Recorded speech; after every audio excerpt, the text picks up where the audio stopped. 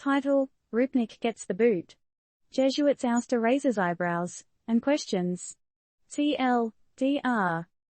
Hold on to your rosaries, folks. Prominent Jesuit priest Marko Ivan Rupnik is booted out of his religious order after facing allegations of spiritual, psychological, and sexual abuses against adult women. Italy's handling of sexual abuse within the Catholic Church has been, how shall we say it, a bit laggard. Where's the global summit to address the issue Pope Francis promised us? Can you hear that? That's the sound of a hefty ecclesiastical boot kicking out Slovenian priest Marko Ivan Rupnik from the Jesuit religious order, following accusations of a rather unsavory trifecta: sexual, spiritual, and psychological abuses against grown women.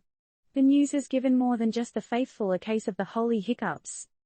Now, let's rewind a bit.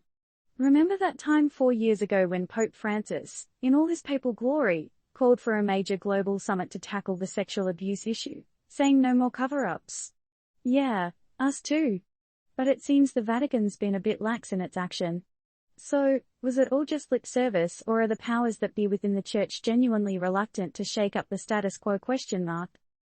Notably, Marie Collins, a survivor of sexual abuse herself, left a commission established under Francis to address this very issue back in 2017. She cited the Church's resistance to change as her primary reason for stepping down. In her words, Vatican power and politics was what was involved. But is the Church truly scared of change, or are some within its ranks too fond of playing the Game of Thrones? And what does it mean for the rest of us? In Italy, the scene is a bit of a mixed bag. We've got a bunch of numbers from an independent campaign group that's been digging through records.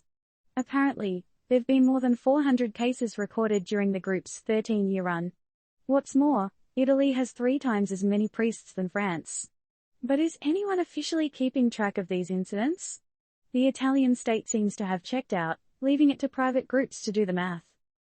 An interesting point to consider: Italy's social fabric is tightly interwoven with the Catholic Church, creating an environment that might make it harder for victims to come forward.